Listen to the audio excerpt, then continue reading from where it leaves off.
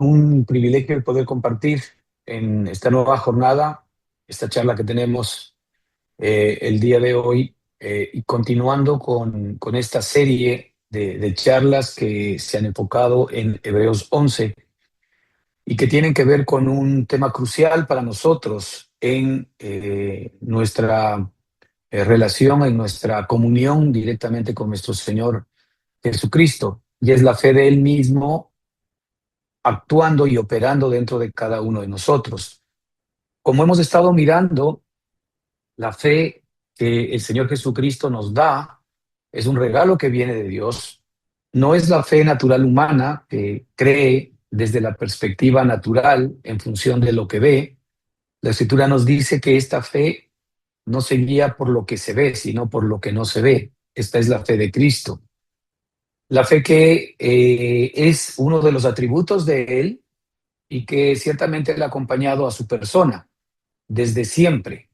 Ese atributo que es la fe de Cristo ha sido derramado dentro de todos y cada uno de nosotros en este tiempo. Y el Señor pues nos muestra a través de su palabra, como vimos la semana pasada, que esa fe que es más preciosa que el oro, ciertamente tiene que ser probada. Esa fe tiene que expresarse y manifestarse como la sustancia mismo, ¿verdad?, de la herencia que nosotros tenemos en Cristo Jesús. Vimos cómo las pruebas y las dificultades en el caso de Abraham tenían como propósito, por sobre todo, en que la fe de Abraham pueda ofrecer a Isaac, ¿verdad? Y en el fondo nosotros sabemos que todo esto no es más que figura de la obra que el Señor o nuestro Padre Precioso iba a hacer en Cristo para todos y cada uno de nosotros. Ofrecer a su amado Hijo Jesucristo para ti y para mí, para que efectivamente nosotros podamos regresar, si queremos verlo desde esta perspectiva, al diseño original para el cual nosotros fuimos creados. Y es el que nuestra alma, nuestro ser, nuestro espíritu, alma y cuerpo sean llenos de toda la plenitud de Dios. Y toda la plenitud de Dios no es más que la persona de Cristo, creciendo, morando y siendo formado dentro de todos y cada uno de nosotros. Esta fe preciosa, la que compartieron muchos de los antiguos, es la misma fe que hoy mora dentro de cada uno de nosotros.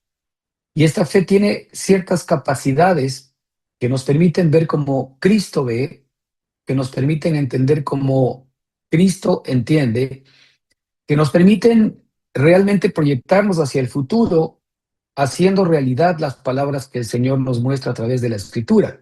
Nosotros ahora tenemos el privilegio, a diferencia de lo que tuvieron los antiguos, de tener la Escritura que apunta a los hechos de Dios. Y los hechos de Dios, ¿verdad?, se consuman efectivamente en la persona de Jesucristo. Y es por esto importante que nosotros pongamos atención a la Escritura, porque la Escritura da testimonio de Cristo. Desde Génesis hasta el Apocalipsis, la Escritura nos muestra toda la persona de Cristo. De ahí que muchas cosas que no entendemos todavía de la Escritura son zonas escondidas, si queremos entenderlo así, de toda la grandeza que Cristo es. Todavía sigue siendo un misterio para nuestro entendimiento el poder comprender ciertas profundidades de Cristo, así como siguen siendo un misterio ciertas partes de la Escritura, ¿verdad? Sin embargo, también muchas de las cosas del Señor son un misterio. ¿Por qué? Porque mientras Cristo todavía está siendo formado en nosotros, también esa misma mente de Cristo va siendo formada en nosotros en esa misma medida, en ese mismo crecimiento de la mente de Cristo. Nuestro entendimiento de Él va a ser mucho más profundo. Y la fe tiene que ver directamente con esta perspectiva. ¿Cuánta fe tenemos? Tiene que ver directamente con cuánto de Cristo hay dentro de todos y cada uno de nosotros. Entonces, la fe que nosotros tenemos en nuestro espíritu reposando es una fe que tiene que ser impartida directamente a nuestra alma para que nuestro creer no tenga que ver directamente con las cosas naturales. Hemos estado comentando que uno de los indicadores importantes de la fe de Cristo es que la fe de Cristo apunta a Cristo, apunta a la promesa de Dios que es Cristo dentro de cada uno de nosotros, nuestra esperanza de gloria. La fe de Cristo apunta a querer nosotros apropiarnos de todo lo que Cristo ya consumó en la cruz del Calvario. Cuando él dijo consumado es, efectivamente todo ha sido absolutamente hecho, y la fe de Cristo apunta primero a ver la obra consumada de Cristo, a ver que el Señor, al unirnos a Cristo, verdaderamente juntamente con él también nos ha dado todas las demás cosas, y que nuestras verdaderas necesidades no son las necesidades externas. A pesar de que las vivimos en nuestra carne, nuestras verdaderas necesidades no es del que verdaderamente se satisfagan las mismas para nuestra tranquilidad y para nuestro equilibrio espiritual. Nuestra verdadera necesidad interior es la vida de Cristo gobernando dentro de cada uno de nosotros. Y es por eso que el Padre dijo algo muy importante: el reino de los cielos se ha acercado. Y también dijo, el reino de los cielos está dentro de vosotros. Así que el reino tiene que ver con una persona y tiene que ver con un gobierno. El reino no es más que Cristo morando y viviendo como la persona, y Cristo como gobernando cada parte de nuestro ser. Y por eso es que la norma ahora nuestra para poder recibir de parte de Dios todo lo que necesitamos para el espíritu, para el alma y el cuerpo, es más primeramente buscad el reino de Dios y su justicia, es decir, buscad al Rey que de alguna manera ha sido implantado en nuestro espíritu, y su justicia, porque nosotros somos justificados por la justicia de nuestro Rey. Buscad el gobierno del Rey en vuestra mente, en vuestras emociones, en vuestra voluntad, en vuestro cuerpo, y todas las demás cosas os serán añadidas. Pero he aquí la gran lucha espiritual que existe, ¿verdad? Entre la carne y el espíritu. La carne por no morir, que es nuestro propio yo, nuestro propio ego, ¿verdad? Nuestra propia naturaleza pecaminosa intentando todavía sobrevivir, ¿verdad? No queriendo morir. Naturalmente, pues nosotros venimos con unas ciertas capacidades de preservación de vida, tanto en nuestro espíritu, en nuestra alma, como en nuestro cuerpo. Y nuestro ser adámico efectivamente no quiere morir. Nuestra carne no quiere morir. Y nuestra carne va a hacer todo lo posible por sobrevivir.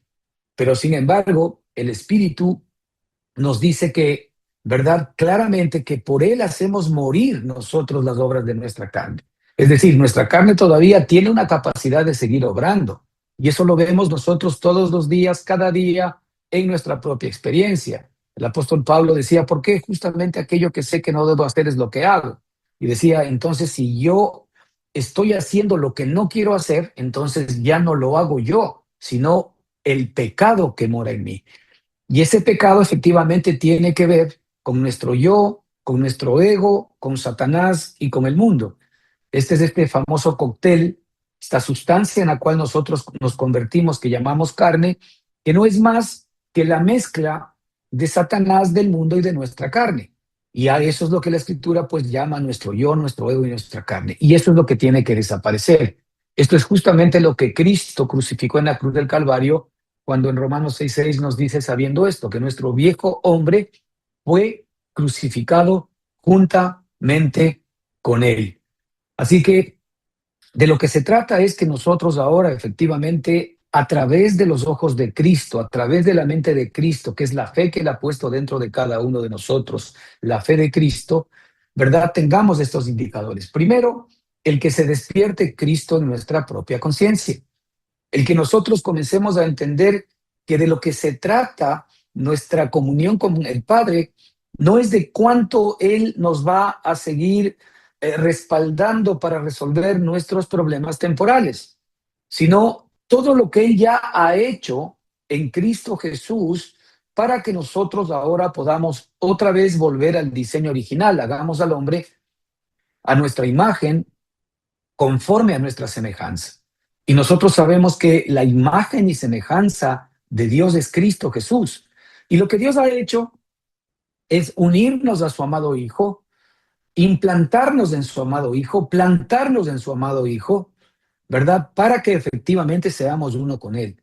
Y es por eso que nuestra responsabilidad, nuestro criterio y nuestro entendimiento ahora tiene que ver con el permanecer en Cristo, en permanecer en Él, para que la sustancia de Él, para que la vida de Él verdaderamente se convierta en vida abundante.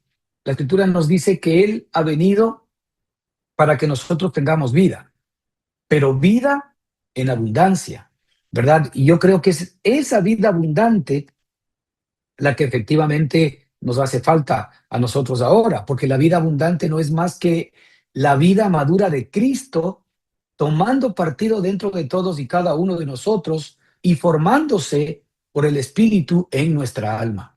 La vida de Cristo formándose en nuestra mente, en nuestras emociones, en nuestra voluntad. Y esto es algo que, ¿verdad? No lo vamos a alcanzar absoluta y completamente en este mundo, por supuesto.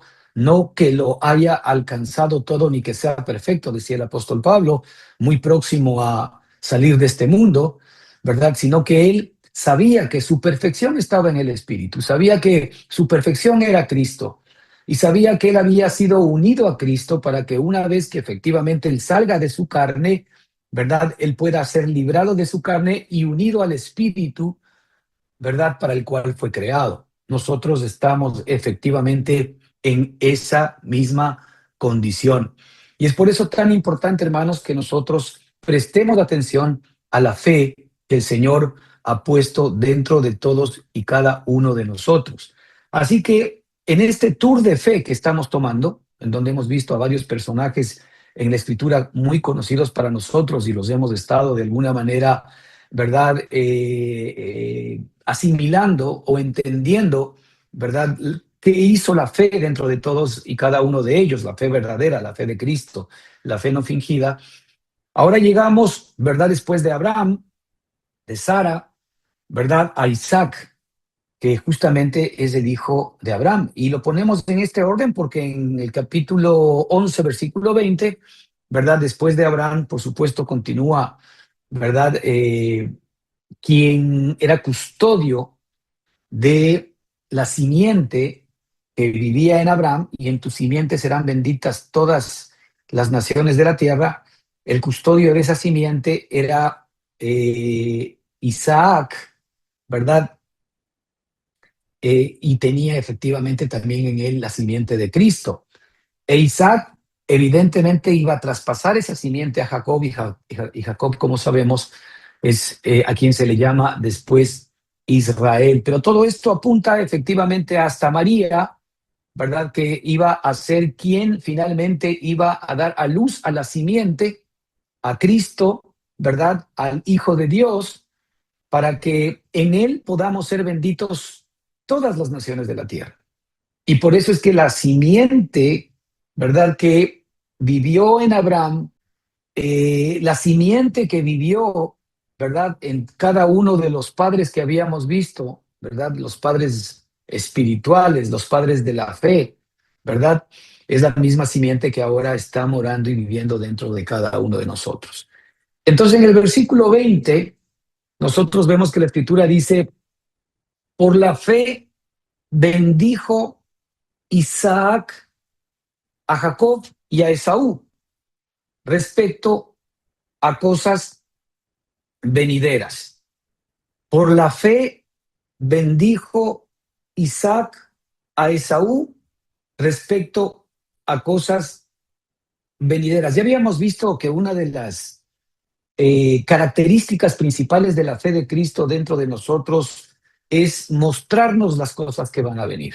Es decir, hay una suerte de acercarnos a la profecía para que la profecía del Señor se convierta, ¿verdad?, en una convicción interna dentro de cada uno de nosotros. Después la fe, la certeza de lo que no se ve, la convicción de lo que se espera, para que sea certeza y convicción dentro de cada uno de nosotros sobre aquello que efectivamente el Señor nos ha prometido a todos y cada uno de nosotros, ¿verdad? Que no es más que, ¿verdad?, la misma vida de Cristo dentro de cada uno de nosotros. La promesa de Dios verdaderamente es Cristo morando en nosotros, y la promesa de Dios es unirnos nuevamente a aquel del cual nunca jamás debimos haber salido. La escritura nos dice, por cuantos todos pecaron y están destituidos de la gloria de Dios. La gloria de Dios es Cristo. Todos pecamos y fuimos destituidos de la vida de Cristo. fuimos destituidos de la gloria de Dios. No olvidemos que Cristo es desde antes de la fundación del mundo. Y ahora nosotros, ¿verdad? Ya no somos destituidos, sino que somos restituidos por la gracia de Cristo a la gloria de Dios. Es decir, somos restituidos a que otra vez podamos ser portadores de la simiente que estuvo en Abraham, la simiente que estuvo en Sara, la simiente que estuvo en los padres, la simiente que estuvo en Isaac, la simiente que estuvo en Jacob, ¿verdad? Que es Cristo mismo, ahora efectivamente es nuestra misma simiente. Y es por esa simiente, ¿verdad? Que en tu simiente serán benditas todas las naciones de la tierra. Así que la bendición de Dios a Abraham en Cristo nos alcanza a nosotros porque también ahora, ¿verdad? Cristo, por su gracia y por su misericordia, nos ha alcanzado a todos y cada uno de nosotros. Así que primero es muy importante que entendamos esto, que la fe, como hemos visto, ¿verdad? Siempre nos muestra la bendición de las cosas venideras. Porque realmente si hay algo a lo cual tú y yo estamos destinados es a la bendición. Pero llámese bendición, no las buenas cosas que nos tengan que pasar, sino lo bueno que ya nos pasó en Cristo Jesús. Porque todo lo que ahora se tiene que comenzar a revelar de Cristo en nosotros es parte de lo que la Escritura dice, de modo que si alguno está en Cristo, nueva criatura es,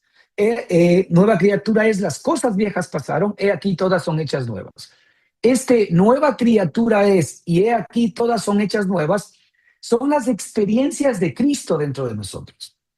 Esas experiencias de Cristo dentro de nosotros son las bendiciones que nosotros tenemos que ir conociendo. Realmente en la medida en que Cristo, como hombre, como persona, como Dios, se va revelando en nosotros, también en esa misma medida las bendiciones que Dios tiene para nosotros se van revelando dentro de cada uno de nosotros. No confundamos, como normalmente a veces lo hacemos dentro de nuestro argot religioso, llamar bendiciones a aquellas cosas externas, ¿verdad? Que la Escritura llama añadiduras. Eso lo dejó claro el mismo Señor Jesucristo cuando en el libro de Mateo 6 habla de que los gentiles buscan todas estas cosas. ¿Qué buscan los gentiles? Pues buscan qué comer, buscan qué vestir, buscan dónde vivir, buscan la comodidad y buscan efectivamente la provisión diaria para, ¿verdad?, la carencia del ser humano. El Señor dice, porque los gentiles buscan estas cosas, mas vosotros no así, ¿sí? Dice, mas primeramente buscar el reino de Dios y su justicia y todas estas cosas, ¿verdad? Os serán añadidas. Fíjate, estas cosas os serán añadidas. La Escritura nunca llama a las añadiduras bendición, porque la bendición para el Señor es una sola. La bendición se llama Cristo Jesús. Y el que tiene efectivamente a Cristo en su espíritu tiene la bendición.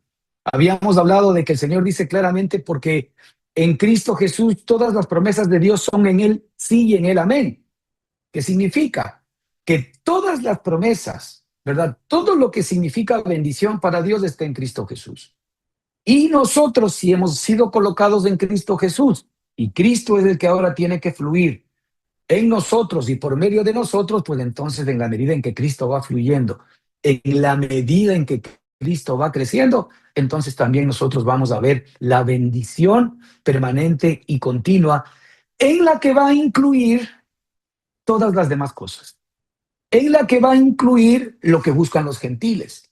Porque el hecho de que efectivamente Dios sea un espíritu, ¿verdad? Y nos haya bendecido con toda bendición espiritual en los lugares celestiales en Cristo Jesús, son bendiciones espirituales.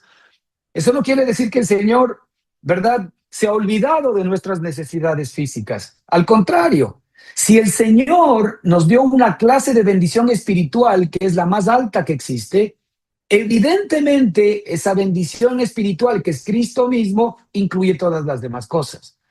Es por esto que si nosotros nos fijamos en Cristo, nos fijamos en su obra, nos fijamos en su obra consumada, básicamente lo que vamos nosotros a rescatar es el hecho de que todas las demás cosas nos han sido añadidas. y vamos a darnos cuenta que así es. Y no necesariamente el hecho de que no suframos nosotros de escasez, de que no suframos dificultades, etcétera. Sí, posiblemente vamos a sufrir, pero las vamos a sufrir básicamente porque esas, como hemos visto también en las charlas pasadas, tienen un propósito y es probar nuestra fe, para que nuestra fe sea probada y que la fe no fingida, la fe de Cristo, sea la que verdaderamente se levante. La fe tiene como propósito manifestar a Cristo. La fe probada, así como la fruta, cuando es aplastada, es mayugada, es pisada, ¿verdad? Efectivamente despide o manifiesta la razón de ser de la fruta, que es su jugo, el cual nos alimenta y el cual nos nutre. De la misma manera, el cristiano que tiene a Cristo en su corazón como su sustancia, cuando es probado, ¿verdad? El propósito central es que la fe que mora en él verdaderamente manifieste al Hijo que el Señor nos ha dado para que se lo podamos ofrecer. Es decir, así como Abraham ofreció a su unigénito, también nosotros ahora ofrecemos a su unigénito, es decir, al unigénito Hijo de Dios que nos ha sido dado, al Hijo de la promesa, que es el que cuenta para Dios, que nos ha sido dado. Por eso es que la Escritura habla de que Abraham ofreció a su unigénito, y obviamente no está hablando de Abraham, porque todos nosotros sabemos que Abraham tuvo muchos hijos, ¿verdad? Está hablando de su unigénito, está hablando de Dios quien le dio a Isaac, ¿verdad? Porque Isaac era la figura de Cristo y le dio a su unigénito para que lo pueda ofrecer. Es lo mismo ahora con nosotros, los que recibimos las promesas, los que recibimos al unigénito. Cuando recibimos al unigénito, recibimos las promesas. Cuando nosotros recibimos al unigénito Hijo de Dios, recibimos todas las promesas y recibimos al unigénito Hijo de Dios para poder ofrecer a nuestro Padre al unigénito. No podemos nosotros bajo ninguna circunstancia ofrecerle algo distinto a nuestro Padre, porque todo lo que nosotros le podamos ofrecer, ¿verdad? Que no sea Cristo mismo, no es más que cosecha de Caín dentro de todos y cada uno de nosotros. Es el ofrecerle nuestra propia justicia, es el ofrecerle nuestros propios sacrificios, es el ofrecerle nuestras propias ofrendas. Nada de esto el Señor va a ver con agrado. Lo único que le ve con agrado es el que nosotros le podamos devolver la vida preciosa de Cristo, su amado Hijo, que nos ha sido dado, que mora en nuestro espíritu, para que sea impartido a nuestra alma y para que desde nuestra alma nosotros ciertamente podamos devolver este Cristo precioso y maravilloso a nuestro Padre. Así que es importante, hermanos, entender esta parte importante. Nosotros por la fe, no solamente que vemos las bendiciones respecto de las cosas venideras, esto es algo que debe ciertamente motivarnos, porque si hay un destino para ti, para mí, ¿no es cierto? Es más de Cristo para nosotros, y más de Cristo es más de bendición, y más de Cristo es más de las promesas de Dios hechas realidad a todos y cada uno de nosotros. Pero también por la fe nosotros podemos bendecir a otros. Por ejemplo, si yo sé que compartimos la misma vida los hermanos, y yo sé que la vida de Cristo en mí tiene que seguir creciendo. Y en la medida en que esa vida vaya creciendo en mí, ¿verdad? También en esa misma medida voy a conocer la medida de la bendición y la medida de la promesa de Dios para mí. Pero también yo puedo decir lo mismo de cada hermano y de cada persona que tiene a Cristo en su corazón. Yo puedo estar absolutamente seguro que todos los que tenemos a Cristo, ¿verdad? Vamos a tener parte de bendición en las cosas venideras. Ahora, esto es lo que vio justamente Isaac, ¿verdad? La fe que tenía Isaac en su corazón le permitió ver la bendición que se venía sobre sus hijos, sobre sus nietos. Y efectivamente, él sabía que sus hijos y sus nietos iban a ser custodios de la misma simiente, de la misma semilla de la cual nosotros ahora tenemos el privilegio también de ser custodios. Así que por la fe bendijo Isaac a Jacob y a Esaú respecto a cosas venideras. Es importante que entendamos algo interesante aquí en estos versículos. Me gustaría que nosotros vayamos y nos enfoquemos un poco en esta bendición. ¿De qué se trata esta bendición? Porque esta bendición contiene algo precioso para ti y para mí, y contiene la razón por la cual, ¿verdad? Efectivamente Isaac bendijo a Jacob, ¿verdad? ¿Por qué él lo hizo? Porque él vio a través justamente de su fe cosas maravillosas que queremos ver nosotros el día de hoy. Ahí vemos, por ejemplo, eh, que primero, cuando en Génesis 27-29 tenemos la historia, es una historia un poquito larga, pero vamos a tratar de acortarla. ¿Y qué sucedió en la parte central de la bendición? En Génesis 27-29. Dice, y Jacob se acercó y le besó ¿verdad? Y Jacob se acercó y le besó, es decir, Isaac. Jacob se acercó a Isaac, su padre, y le besó y olió Isaac el olor de sus vestidos. Y le bendijo diciendo, mira el olor de mi hijo, como el olor del campo que Jehová ha bendecido. Dios pues te dé el rocío del cielo y de las grosuras de la tierra, y te dé abundancia de trigo y de mosto. Sírvante pueblos y naciones se inclinen a ti. Sé señor de tus hermanos y se inclinen ante ti los hijos de tu madre.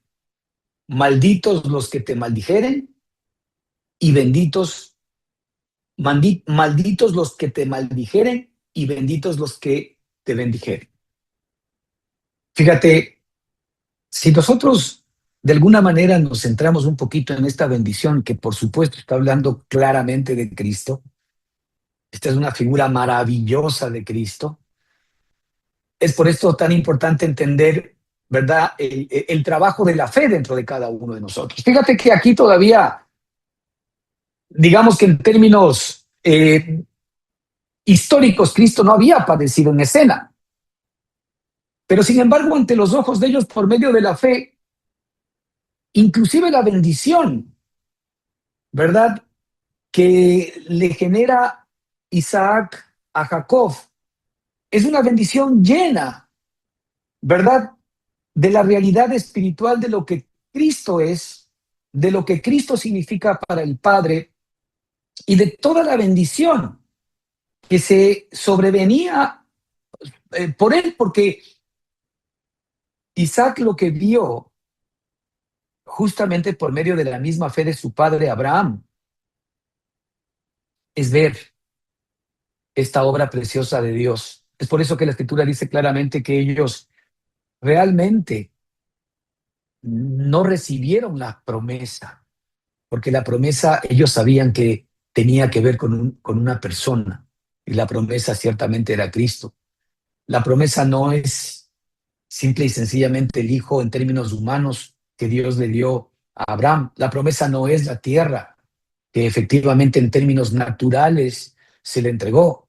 La promesa es que todo aquello que ellos estaban viviendo era una figura de una realidad espiritual que era Cristo. Entonces, en esta escena que nos muestra aquí la Escritura, ¿verdad?, en donde se nos muestra en el libro de Hebreos que efectivamente Isaac bendijo a Jacob y a Esaú de cosas venideras, ¿verdad? Aquí queremos nosotros ver en la misma historia qué perlas podemos sacar para que, por supuesto, el Señor en esta jornada pueda hablarnos y nos pueda alimentar. Primero, fíjate que en el versículo 27 dice que, y Jacob se acercó y le besó, evidentemente, al llamado de que Isaac había pedido, no olvidemos primero a Esaú, eso está en la historia, hay que irla a leer, había pedido a Esaú, hermano de Jacob, hermano mayor, que vaya y case un animalito para que le haga un guisado conforme a lo que le gustaba, porque después del guisado él lo iba a bendecir.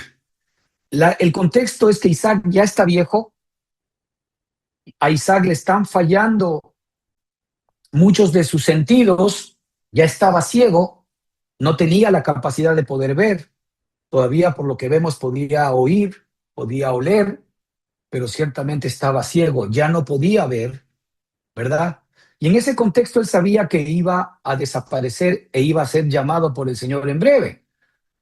Así que él tenía una bendición en su corazón, esa bendición que el Señor le había revelado, ¿verdad? Que tenía que ser traspasada a sus generaciones. Y esa bendición, como todos nosotros sabemos en esta figura que nos muestra la Escritura, de que no es el primero, sino es el segundo, no es Adán, sino es Cristo, no es Caín, sino es Abel, y así sucesivamente cuando nosotros vamos viendo, ¿verdad? No es Esaú, es Jacob. Todo esto apunta efectivamente a que no es Adán, sino es Cristo. Todas esas son figuras del hecho de que efectivamente el segundo, el que iba a venir, el segundo Adán, el postrer Adán, está tipificado de muchas maneras en la historia como el que va recibiendo la bendición. Y en este caso específico, como todos nosotros sabemos, primero, en algún momento de hambre, Esaú le vendió la primogenitura a Jacob. Jacob le dijo, mira, yo te voy a dar del guiso, pero véndeme tu primogenitura. Y el otro dijo, ¿y para qué me sirve a mí la primogenitura si no como porque me voy a morir? Así que él no puso su confianza en la bendición ni en la primogenitura. Digamos que no le dio valor y la cambió con un plato de lentejas o con un plato de frijoles, lo que le queramos llamar, un guiso rojo. Lo cambió con un guiso rojo. Y efectivamente, el que se quedó con el derecho legal, porque Esaú cedió su primogenitura, ¿verdad?, a su hermano Jacob. Eso fue lo primero. Y lo segundo, como todos nosotros sabemos ya en esta historia, es que la madre Rebeca se entera, ¿verdad?, que efectivamente Isaac había mandado a su hijo mayor, Esaú, a cazar para que le haga un guiso, porque venía ya la bendición definitiva en función de que Isaac cualquier momento partía. Así que ella, escuchando eso y siendo llamada por el Espíritu, habla con Jacob y le dice: Jacob, mira, anda y busca un animalito de entre los corrales, tráeme 2 cabritos, ¿verdad? Que yo le voy a preparar a tu padre un guiso como le gusta y tú le vas a llevar ese guiso y te vas a hacer pasar por tu hermano mayor. Claro, él inicialmente se opuso porque dijo: mamá, mi padre se va a dar cuenta y voy a traer maldición sobre mi propia vida. Y ella le dijo: no temas, hijo, toda tu maldición sea sobre mí si eso acontece. Y efectivamente él hizo conforme a lo que su madre le dijo, ¿verdad? Y fue, tomó los animalitos, trajo a su madre, la madre coció y a él le preparó, ¿verdad? Efectivamente, ciertos elementos, como por ejemplo de la misma piel de los animalitos que había sacrificado para dárselo a su esposo, ¿verdad? Ella coge y le pone en las manos a Jacob, porque se presupone que Esaú era velloso, mientras que Jacob, dicho por él mismo, era lampiño, no tenía pelo. Y como su padre no tenía la capacidad de poder ver, evidentemente él le iba a poder tocar o él iba a acudir a sus 5 sentidos para ver si es que efectivamente era su hijo mayor el que iba a recibir la bendición, porque el primogénito es el que tenía que recibir la bendición. Pero lo increíble es que el primogénito tenía que ser sobre la base de la perspectiva espiritual, que es el unigénito es el que recibe la bendición. No es el primogénito del hombre, sino es el unigénito Hijo de Dios el que recibe la bendición. Y eso es algo que se va a repetir en nuestra vida absolutamente todo el tiempo. En ese contexto, efectivamente, la madre no solamente que le pone las pieles, ¿verdad?, vellosas en las manos de Jacob, sino que aparte va y coge el mejor vestido y la mejor túnica que tenía su hermano Esaú, se va a su closet y le saca el mejor vestido, el vestido que olía a su hijo mayor, y se lo pone. Así que él va usurpando la identidad, ¿verdad?, de su hermano, donde es su padre. Y el padre le dice, ¿quién eres tú? Y el padre después dice, pero la voz es de Jacob, pero sin embargo le dice, ven. Entonces, ahí en ese contexto queremos ver algo importante primero, hermanos, porque también la perspectiva de Isaac nos habla mucho de cómo Dios nos ve a nosotros. Primero, vemos aquí que Jacob se acercó, dice, y le besó, y olió Isaac el olor de sus vestidos. Primero, como sabemos nosotros, Isaac ya no tenía la capacidad de ver. Es decir, Isaac no podía juzgar a quién tenía enfrente en función de su capacidad natural, que en este caso era su vista. Él ya no podía ver con sus ojos naturales. Eso nos muestra claramente que Dios nunca jamás a nosotros nos ve con nuestros ojos naturales.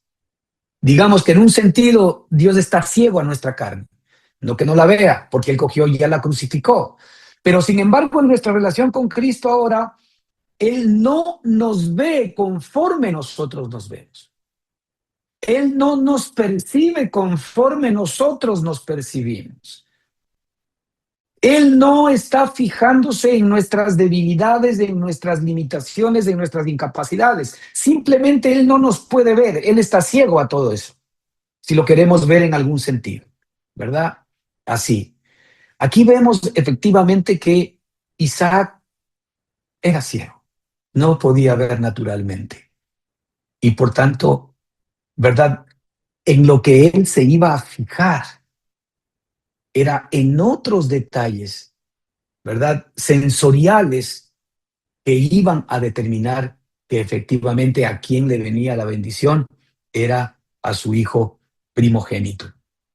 Entonces, hermanos, primero, entender que el Señor ya no nos puede ver a nosotros como nosotros mismos nos vemos, con nuestras limitaciones, con nuestras incapacidades, con nuestras maldades, con nuestros pecados. Es verdad, todavía en nuestra carne, efectivamente nosotros tenemos este tipo de experiencias, pero sin embargo no es la parte que Cristo ve en nosotros, como lo vamos a ver. El Señor no nos ve con ojos naturales. El Señor no nos juzga con sentido natural. El Señor no nos juzga como los hombres nos juzgan. El Señor ciertamente nos ve desde la perspectiva 100% espiritual. Él no tiene ojos naturales para vernos naturalmente. Él no tiene vista natural para juzgarnos en términos temporales, sino que Él tiene efectivamente una visión espiritual y maravillosa. Y aquí vemos cómo inmediatamente, ¿qué es lo que hizo Isaac?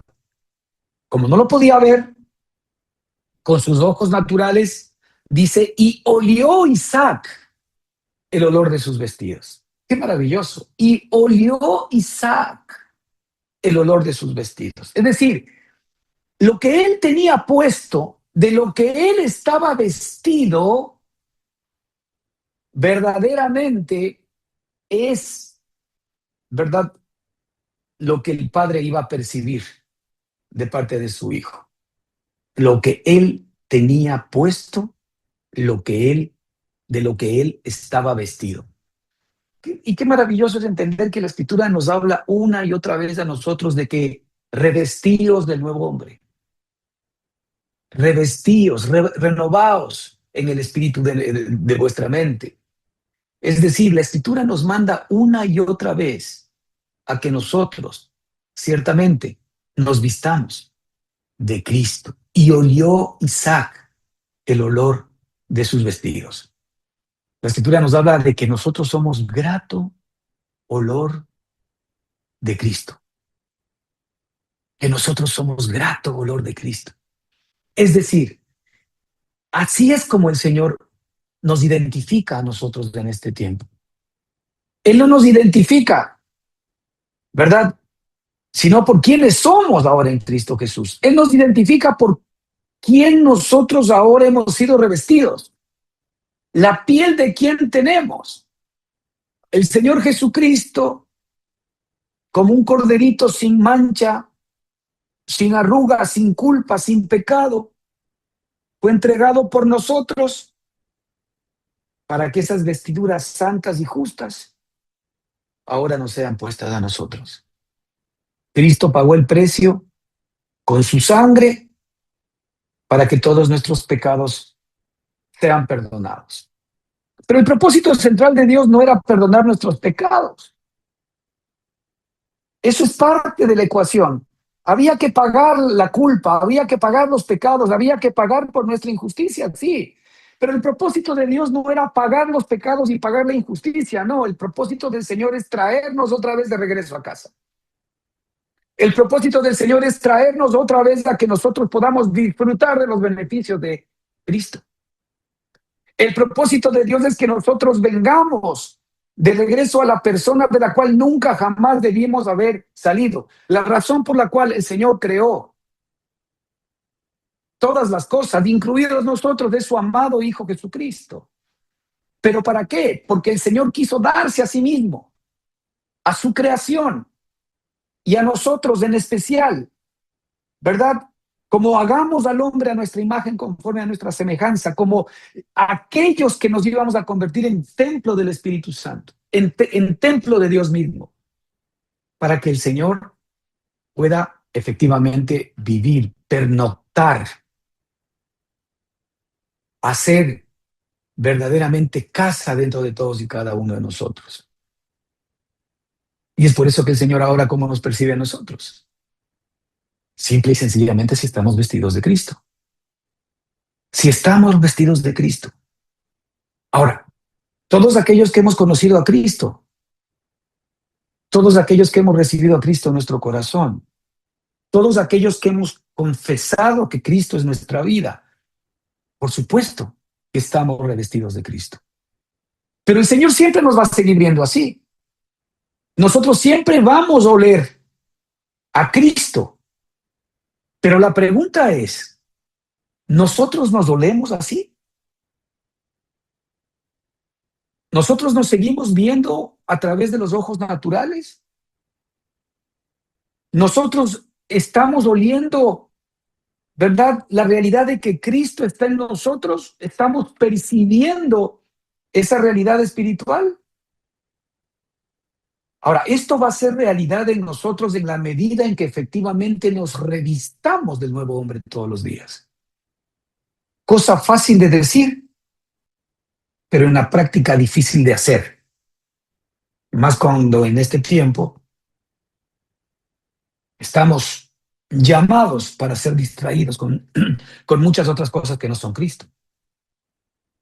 Entonces, Dios nos percibe a nosotros, Dios huele en nosotros a Cristo, pero nosotros mismos no estamos muchas veces oliendo a Cristo dentro de cada uno de nosotros. Jacob tenía temor y le dijo a su madre: mamá, el momento en que mi padre se dé cuenta que yo estoy suplantando a mi hermano mayor, yo no voy a traer bendición sobre mi vida, sino la maldición de mi padre va a caer sobre mí. Ese era el temor que tenía Jacob, porque Jacob estaba suplantando a su hermano. Pero la madre, que representa el Espíritu Santo de Dios, le dijo: no temas en hacer lo que yo te pido. Haz lo que yo te digo. ¿Por qué? Porque ella estaba viendo la figura de cómo Cristo nos iba a suplantar a nosotros y de cómo Cristo efectivamente iba a hacer un trabajo a nuestro favor sin que lo merezcamos. Esto es algo muy importante que entendamos. El Señor Jesucristo murió por nosotros sin pedirnos permiso. El Señor Jesucristo murió por nosotros desde antes de la fundación del mundo, sin consultarnos. La obra de salvación le corresponde a Dios, no a nosotros. Él pagó el precio antes de que nosotros seamos pecadores, antes de que tú y yo existamos, antes de que nos veamos pecadores, antes de que nos veamos injustos, antes de que nos veamos carentes. El Señor ya había pagado un precio por todos y cada uno de nosotros. Esa es una obra que le corresponde 100% a Él y no a nosotros. Así que ese es problema de Dios. Pero un problema que Él lo resolvió para que tú y yo nos apoderemos de los beneficios de esa circunstancia en este tiempo. Aquí el punto es que el Señor se dio a sí mismo sin nuestra intervención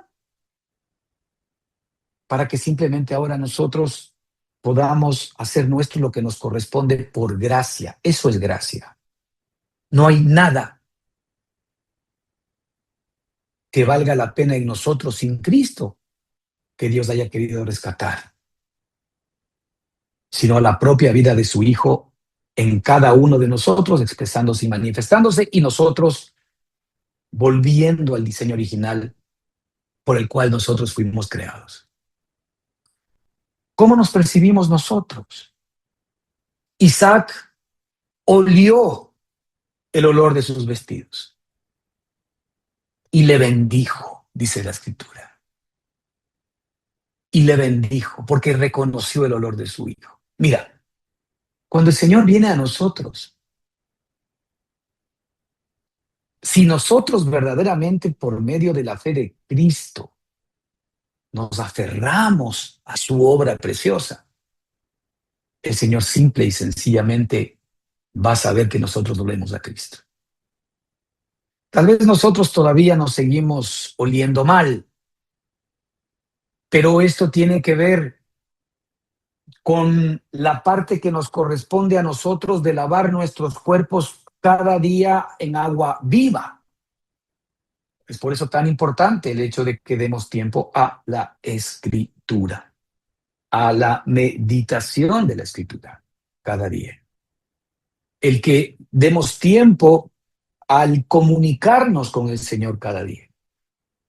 ¿Por qué? Porque ese ejercicio espiritual alimenta nuestra alma y nos permite revestirnos a nosotros mismos de Cristo de tal manera de que nosotros también podamos oler a Cristo dentro de nosotros. Que ya no solamente el Padre huela a Cristo en nosotros, sino que nosotros mismos podamos oler a Cristo dentro de nosotros. Ahora, esta es una experiencia que es particular, que tú y yo la podemos tener. En la medida en que nosotros venimos a buscar del Señor, ¿acaso no hay algo internamente que alimenta, que fortalece nuestro ser interior y nos permite ver a Cristo dentro de nosotros mismos? Así sea chiquito, pero ahí está. Pero también en la misma perspectiva, cuando nosotros de alguna manera nos volvemos dejados, perezosos, ¿qué pasa? Ya no estamos oliendo a Cristo dentro de nosotros, estamos oliendo nuevamente a Adán, estamos oliendo nuevamente a la carne, estamos oliendo nuevamente a lo que fuimos siempre, pero no porque el Padre haya dejado de oler a Cristo dentro de nosotros, sino que nosotros mismos no estamos oliendo lo que somos, estamos oliendo lo que ya no somos. El punto central es que el Padre huele al Hijo y si reconoce las vestiduras del Hijo, lo bendice. Hermanos, ya el Señor, al habernos dado al Hijo y al habernos puesto las vestiduras de Cristo, ya nos ha bendecido. El problema es que nosotros seguimos poniendo nuestra mirada en todo aquello que no es bendición. Nosotros tenemos puesta nuestra mirada en todo aquello que es añadidura, como lo hacía el pueblo de Israel, ¿verdad? En el desierto. El pueblo de Israel no estaba tan interesado en Dios, sino más en cuanto Dios era capaz de suplir para sus necesidades. Esta es una visión actual de la religión. La religión realmente no está tan interesada en Cristo. No está tan interesada en Dios. Seamos honestos con nosotros mismos. La religión y la carne están interesadas en cuánto Cristo puede ayudarme a mí a resolver mis carencias, a resolver mis problemas y a poder dar estabilidad a mi vida natural. Hermanos, eso es poner el corazón, ¿verdad?, en las añadiduras y no en la bendición que es Cristo. Tenemos que cambiar la perspectiva. ¿Qué es lo que olió efectivamente Isaac, su hijo? Las vestiduras de su hijo. Es decir, su hijo olía maravillosamente bien. Eso es efectivamente lo que el Señor ve en nosotros. Y eso ha traído bendición a nuestra propia vida. Si tú tienes a Cristo como tus vestiduras, entonces tienes la bendición de parte de Dios. ¿Por qué no la estamos nosotros recibiendo en esa medida? Porque tenemos puesta nuestra mirada en las añadiduras y no en la bendición, que es Cristo, que es mi hijo. Fíjate, y olió Isaac el olor de sus vestidos y le bendijo diciendo, mira el olor de mi hijo, qué maravilloso, mira el olor de mi hijo. Fíjate, él mismo, mira el olor de mi hijo, es decir, exclamando, disfrutando del olor de mi hijo. Esto es lo que el Padre dice cada vez que nos huele a nosotros, mira el olor de mi hijo. Pero nosotros no nos percibimos así, lamentablemente. Ahí es donde nosotros también debemos poner nuestra mirada. ¿En dónde pone su nariz el Señor? Es en donde nosotros debemos poner nuestros ojos, nuestra nariz y nuestra mirada y todo nuestro ser. Porque en Él, en el Hijo, en ese olor está la bendición. La bendición no está en mi buen comportamiento, no está en mi religión ni en mi denominación, no está en mi obediencia. No, la bendición está en mi Hijo. Mira el olor de mi Hijo. Esto va de la mano con lo que el Espíritu, ¿verdad?, decía en los tiempos de Jesús, ¿verdad? A Él oíd. Este es mi Hijo amado en quien tengo complacencia, decía el Espíritu Santo cuando Cristo fue bautizado. A Él oíd. Mira el olor de mi Hijo, como el olor del campo que Jehová ha bendecido. Esto también es maravilloso. Como el olor del campo que Jehová ha bendecido. ¿Sabes cuál es el olor del campo que Jehová ha bendecido? La iglesia. Como el olor del campo que Jehová ha bendecido. Somos nosotros. Nosotros somos ahora el olor del campo que Jehová ha bendecido. Porque la bendición es del Hijo. El Hijo nos ha sido impartido a nosotros que somos del campo. De hecho, el mismo Señor Jesucristo dice en la parábola del sembrador, el campo es el mundo. Nosotros somos de ese campo, ¿verdad? Que hemos recibido la semilla de Cristo en nosotros. Y nosotros somos efectivamente ese olor, ¿verdad?, del campo que Jehová ha bendecido. Bueno, a eso es lo que la iglesia le huele al Padre. Nosotros somos olor del campo que Jehová ha bendecido. Un grato olor de Cristo en la iglesia, en cada uno de nosotros. La pregunta es, ¿nosotros, la iglesia, nos vemos así? Si lo hablamos en términos particulares, lo deberíamos también hablar en términos corporativos. Nosotros, la iglesia, nos vemos como ese campo de grato olor de Cristo que el Señor ha bendecido. Todos y cada uno de nosotros que tenemos la simiente, que hemos recibido la semilla, efectivamente, tenemos dentro de nosotros, ¿verdad?, esta bendición que es el campo que efectivamente el Señor ha bendecido. Y este ha bendecido efectivamente está en algo pasado, algo permanente, continuo. El Señor ha bendecido, punto. Lo que el Señor ha bendecido, ha bendecido. Y simple y sencillamente lo que Él ha bendecido tiene un fin. Levantar a Cristo. Claro, desde la perspectiva religiosa, lo que Él ha bendecido, entonces hará que tenga una mejor chequera, hará que tenga mejores negocios, hará que tenga una mejor familia. Añadiduras. No, hará que tengas más de Cristo. Hará que tengas más de Él, porque al tener a Él tienes todas las demás cosas.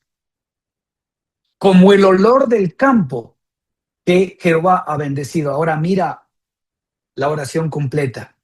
Mira el olor de mi hijo, como el olor del campo que Jehová ha bendecido.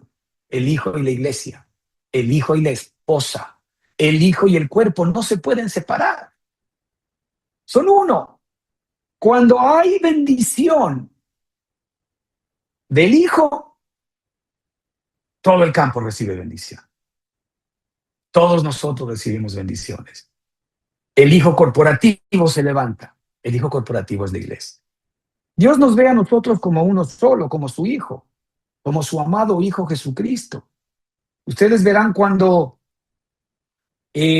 Moisés fue a hablar con el faraón y que saque a Israel. ¿Qué le dijo Dios al faraón? Deja salir a mi hijo. Cuando hablaba de Israel, hablaba de mi hijo. Ahora que habla de nosotros del campo, habla de su hijo. No está hablando de Ricardo, no está hablando de Mario, no está hablando de Aida, no, está hablando de su hijo, el hijo que está morando dentro de todos y cada uno de nosotros.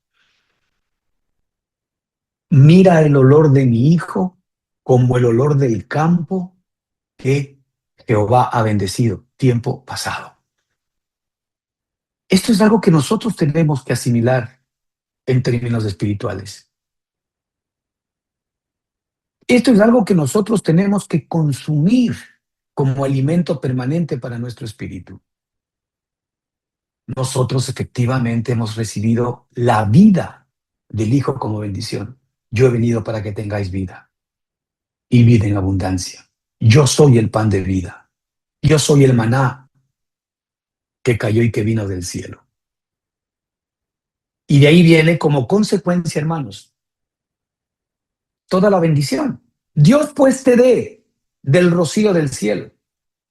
Y el rocío del cielo no es más que esta gracia permanente y continua del Señor que viene desde el cielo, para ti y para mí, desde nuestro espíritu. El cielo ahora es nuestro espíritu. Hay una sucursal del cielo en la tierra, es nuestro espíritu. Cuando hables del cielo, no esperes ver arriba, mira adentro, adentro en tu espíritu. Dios pues te dé del rocío del cielo. ¿Tú quieres el rocío del cielo? Ven a Cristo. ¿Quieres el rocío del Espíritu? Ven a Cristo. ¿Quieres tú recibir frescura, revelación? Ven a Cristo. Estás problemado, estás con dificultades, estás con carencias, estás con luchas, estás con enfermedades, estás en una encrucijada. Ven a Cristo, porque Él tiene para ti rocío desde el cielo. No hay que esperar irnos o vernos demasiado lejanos, porque si Cristo mora en ti, tú ya tienes una sucursal del cielo en la tierra y está en tu espíritu. Dios pues te dé del rocío del cielo. El rocío del cielo cae todos los días, ¿no? Y consecuentemente el rocío cae cada madrugada, ¿no? Tal vez hasta eso nos muestra un poco el hecho de que nosotros tenemos que darle el tiempo más fresco a nuestro Padre. Obviamente cualquier momento del día es bueno para estar con Él. Técnicamente nunca nos podemos separar de Él, siempre estamos en contacto con Él. La Escritura nos dice, orad sin cesar. Y eso no es que estemos arrodillados 24/7 en un lugar, no, es orar sin cesar, es comunicarte sin cesar con el Señor.